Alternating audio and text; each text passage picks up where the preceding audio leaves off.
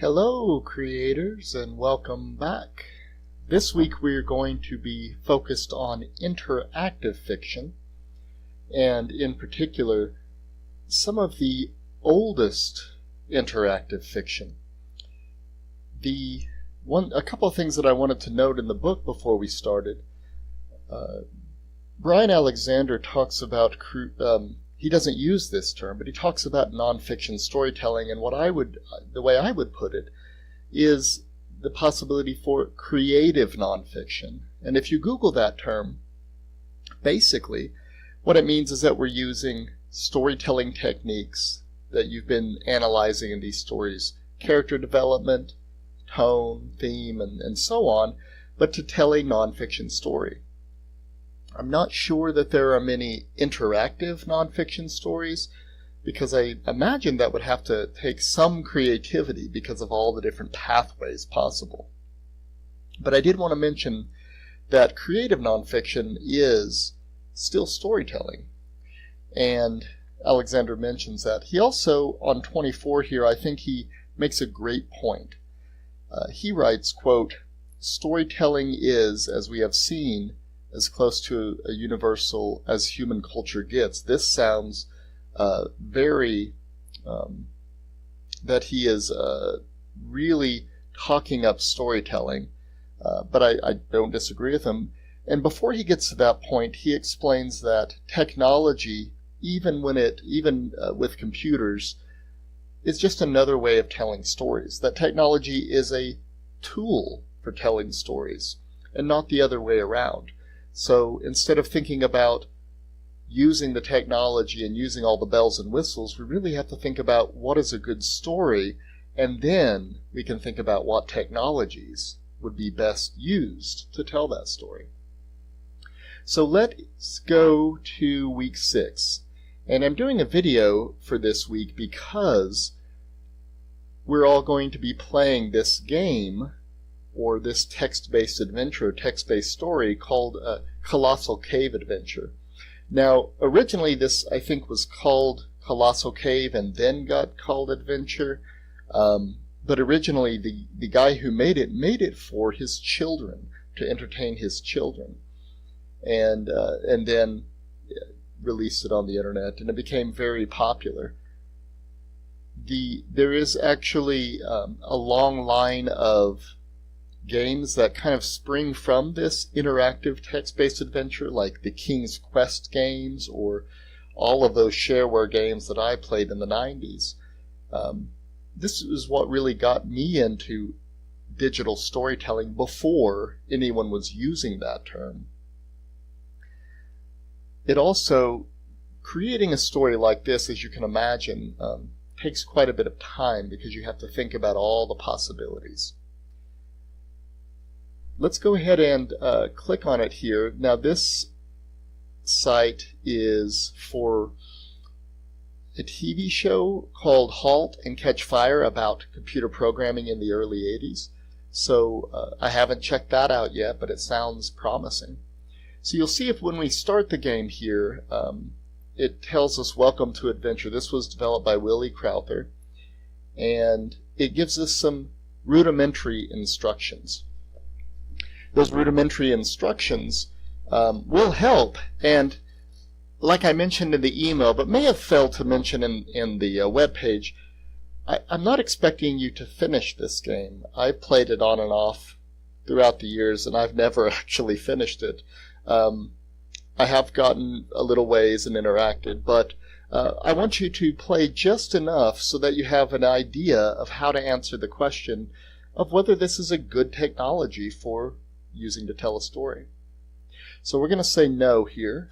We don't want instructions, and it's going to paint the scene for us through words. It says we're standing at the end of a road before a small brick building, and around you is a forest. Notice how it's speaking in the second person directly to me.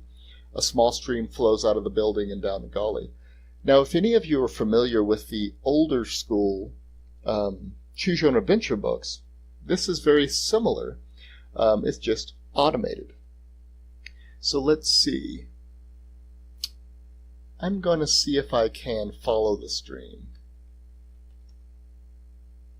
Okay, I can follow the stream. You're in a valley in the forest beside a stream tumbling. I'm going to see if I can follow the stream again. Oh, it's not sure what that means. Okay, let's say go south. Okay, there's more stream, it looks like. Let's see if we can follow the stream again. No, not steam. Follow stream. Oh, okay, I can't fit through the little crack in the rocks there. Let's go north. And we're going to go north again. We're going to go back to that little brick building. So I'm going to say enter building. Now the way these games work is they have interpreters that you have to type very particular instructions, and you don't always know what those instructions are, so it can get a little frustrating. There are a lot of things in here to pick up, so I'm going to get the bottle. I'm going to get the lamp. I'm going to get the keys, and I'm going to look again to see if I missed anything. Oh, I'm going to eat the food. Oh, it was delicious. Good. Okay, so we're going to leave the building. Oh, exit building maybe? Okay. So let's go east and see what we can go inside the building. Oh, okay. It's another way of getting into the building, I guess. Let's go west.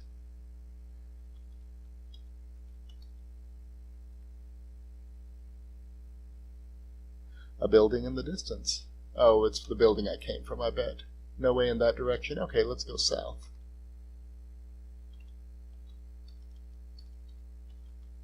Let's go south again. It looks like maybe there's not much south here. Let's look. Huh, okay, well, let's go north.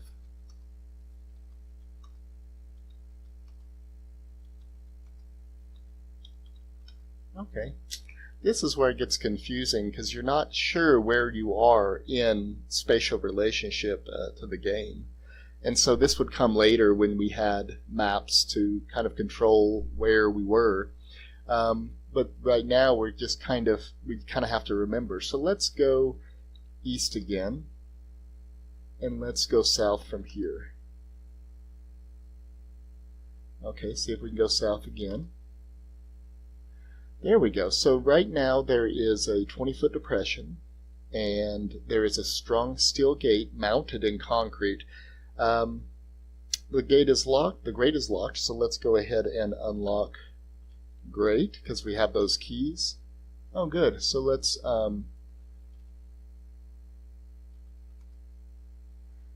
so it took me a minute to when I played this last to realize that down was the direction that you wanted to go. I tried entering the grate and opening the grate, stepping through the grate, all of these different commands, and it didn't really happen to mean anything to the interpreter until I figured out that we were going down into the ground. So it looks like we're underground right now. Let's go west. Let's keep going west. Ooh, we need to use lamp. Oh, let me see. Lantern. Okay, use lantern. No? Light lantern, maybe? There we go. So you can see that there is a picture here that that we've uncovered in our adventure through the cave, and there's a magic word, XYZZY. And it looks like a magic wand. So we're going to get, it calls it a rod here. Okay, so let's see if we can say this, XYZZY. XYZZY. Okay, I guess it didn't do much. So let's look again and see which way we can go. Okay, looks like west is the way to go. Keep going west. Oh, cheerful little bird. So let's see. We'll try to catch the bird. not so easy to catch. Okay, so let's keep going west. Alright, we'll keep going west again. Oh, we can't. Okay, so we'll go down into the pit. This is very descriptive here. A cold wind blows up the staircase. There's a passage at the top, and rough stone leads up to the dome. I think we just came that way, so let's go west. The east bank of a fissure. Okay, keep going west here. No way to cross the fissure. Okay, so let's go south. No. Okay, let's go north. I guess we have to go back east. There's a passage at the top of the dome. Okay, I guess we'll go back up.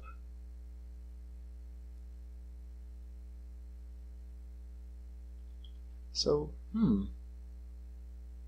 well, I guess I don't think we made it all the way down into the cave.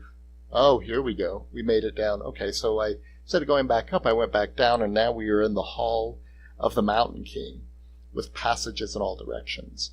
So a huge green snake bars the way, and I don't know what to do with this snake, but if we scroll down, it gives us some hints. To vanquish a snake, you need a mongoose. Okay. And throw the mongoose at it, that's crazy. Okay, so let's say our magic word again, X, Y, Z, Z, Y. Maybe you say it again, X, Y, Z, Z, Y. Oh, okay, let's see. Use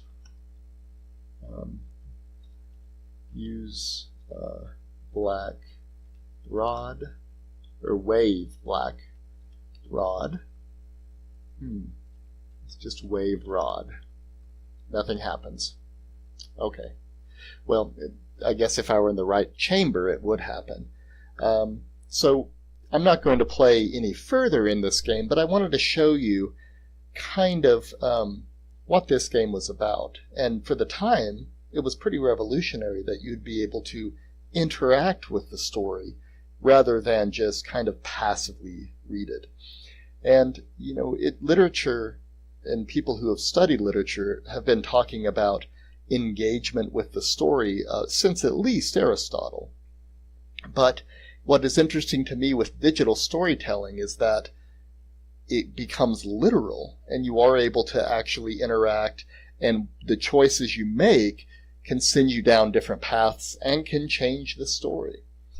Now, when we get into other types of interactive story, we can see that it might be more focused on character development. Obviously, this is really focused on plot. He made it for his children. He wanted his children to go adventuring in this cave. And if you keep playing this game, you'll see that you can run into dwarves who throw knives at you, and all sorts of things. You can use that magic wand, and I think the wand summons dwarfs at some point.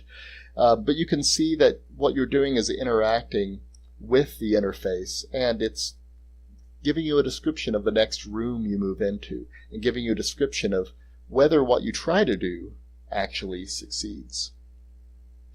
So I wanted to keep this video under 15 minutes or so because, well, for one, that's around the time of a podcast. Two, but this is more like a let's play video, right? If you're familiar with that, there's a genre of videos on YouTube and other video sharing platforms where people play games and they comment on them. They might not be quite as educational as this, and because we're focused on the history of digital storytelling, but that is kind of the convention. So make sure this week that you try playing this game and get as far as you're comfortable with, right? You don't have to beat the game. I don't expect you to beat the game, but I just want you to interact with it enough so that you could write that microblog. And don't forget to read chapters 2 and 3, which I think Alexander does a great job of giving us the history of digital stories. And so we have a sense that that the larger genre has a history. And also taking the quiz on Blackboard. And then we're going to do just a small microblog, right? About 100 words is good enough. And just as a reaction of how you found this game, Colossal Cave Adventure. Remember, this game is from the early 80s, if not 1980, and so it definitely is using the technology of its time.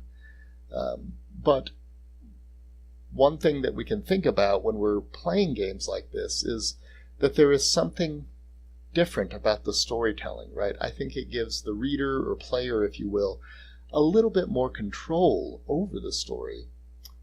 This could also affect things like other elements of the story, like characterization and other things might be tougher when you have something that is so plot-driven here. All right, well, I hope you enjoyed this, my version of a Let's Play video, and if you have any questions or concerns, feel free to shoot me an email, jump on Discord, or give me a call, and I hope everybody enjoys reading about and playing these interactive digital stories. I hope to see you all online.